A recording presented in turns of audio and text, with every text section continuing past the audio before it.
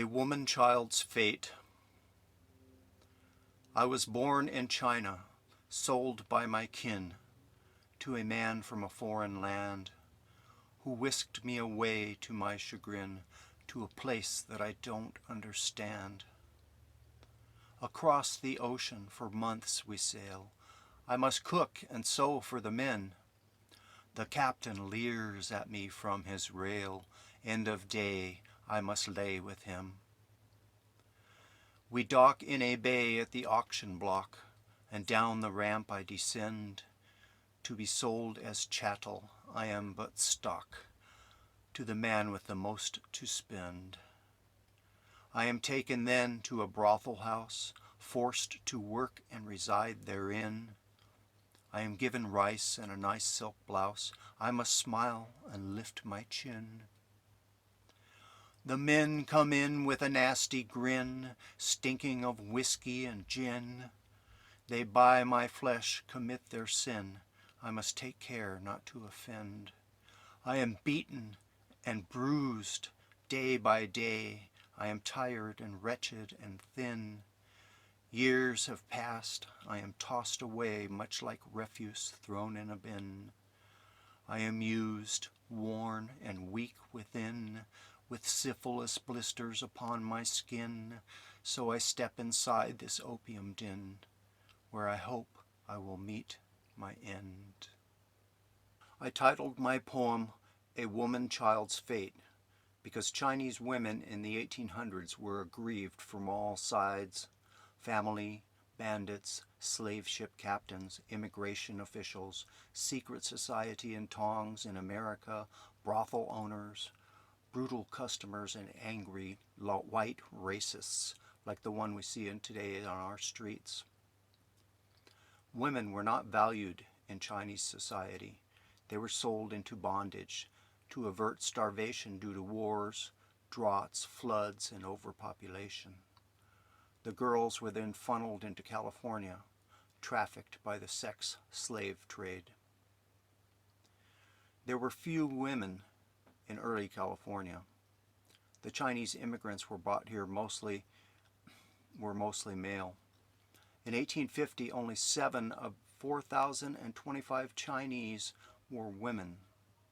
They were considered a bachelor society. There were also very few white women, and this created a huge demand for prostitution.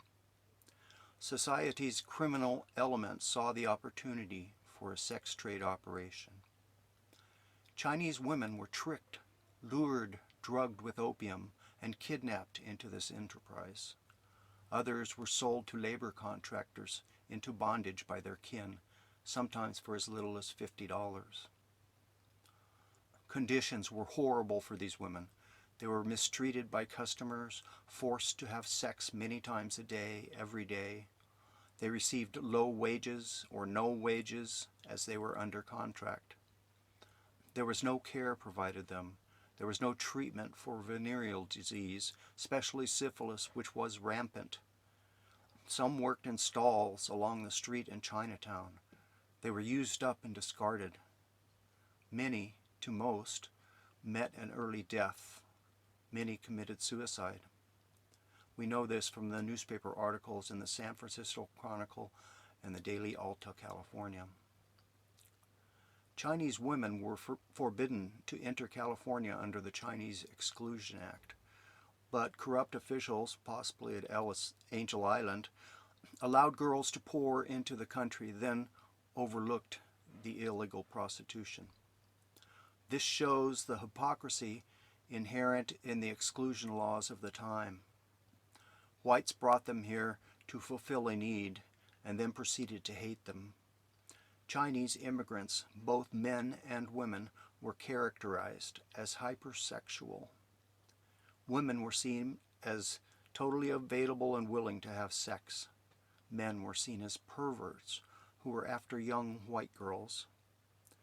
It was feared they would seduce them with opium, then degrade and abuse them. I suspect the hypersexualization was a psychological projection of the Anglos' own spiritual and mental darkness onto an external object. I believe that male insecurity was projected onto Chinese men. It is recorded that whites feared that Chinese men would go to a Sunday school church service to lure young girls into depraved situations. Of course, this is ridiculous. But a similar stigma was attached to black men in America's southern states. More than a few black men were imprisoned or murdered for leering at a white woman. A demand was created by white America. We brought the immigrants here to fill a need. Then we proceeded to hate, fear, and abuse them. Chinese women got the worst of it. They were sold into bondage, drugged and kidnapped, trafficked, used, abused, and discarded. There was no way out, and many, or most, were dead in a few years.